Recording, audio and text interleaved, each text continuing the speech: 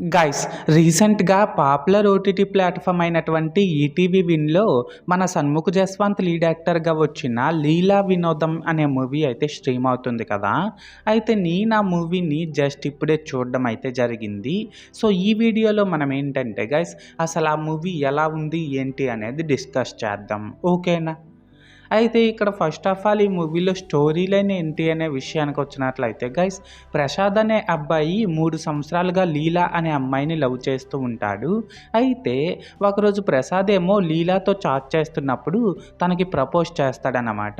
అయితే ఇక్కడ ఏంటంటే గైస్, లీలా ప్రసాద్ లవ్‌ని యాక్సెప్ట్ చేస్తుందా లేదా, అండ్ ఆ తరువాత అసలు ఏం జరిగింది ఏంటి అనేది మనమైతే మూవీలో చూడాల్సి ఉంటుందన్నమాట.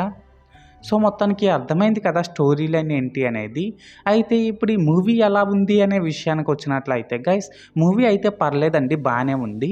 అండ్ ఇప్పుడు ఈ మూవీలో ప్లస్ పాయింట్స్ ఏంటంటే, ఈ మూవీలో కాన్సెప్ట్ అయితే చాలా బాగుందన్నమాట. ఒక అబ్బాయి తను లవ్ చేసిన అమ్మాయికి ప్రపోజ్ చేసిన తర్వాత ఆ అమ్మాయి ఎలా రియాక్ట్ అవుతుంది, అసలు ఓకే చెప్తుందా లేదా అనేది అబ్బాయి పాయింట్ ఆఫ్ వ్యూలో చాలా బాగా చూపించారు. అలాగే ఈ మూవీలో 2005 బ్యాక్‌డ్రాప్‌ని అప్పట్లో యూజ్ చేసిన నోకియా ఫోన్స్‌ని అండ్ అప్పటి ఎన్విరాన్మెంట్‌ని చాలా రియలిస్టిక్‌గా చూపించారు. అండ్ ఇప్పుడు ఇందులోని యాక్టర్స్ విషయానికి వచ్చినట్లయితే, మరీ ఓవర్‌గా థింక్ చేసే ప్రసాద్ అనే క్యారెక్టర్‌లో 'సన్ముఖ్ జస్వంత్' అయితే చాలా బాగా యాక్ట్ చేశాడనే చెప్పాలి. దీనికి తోడు ఇందులో హీరోయిన్‌గా చేసిన అనగా అజిత్ కూడా తన క్యూట్ ప్రెజెన్స్‌తో పర్లేదు, బాగానే పెర్ఫార్మ్ చేసింది. అలాగే ఇందులో హీరోకి అండ్ తన ఫ్రెండ్స్‌కి మధ్య వచ్చే సీన్సే కానీ, అండ్ హీరోకి ఫ్రెండ్స్‌గా యాక్ట్ చేసిన వాళ్ళ పెర్ఫార్మెన్సెసే కానీ, ఇవన్నీ కూడా ఈ మూవీకి బాగా హెల్ప్ అయినాయనే చెప్పాలి.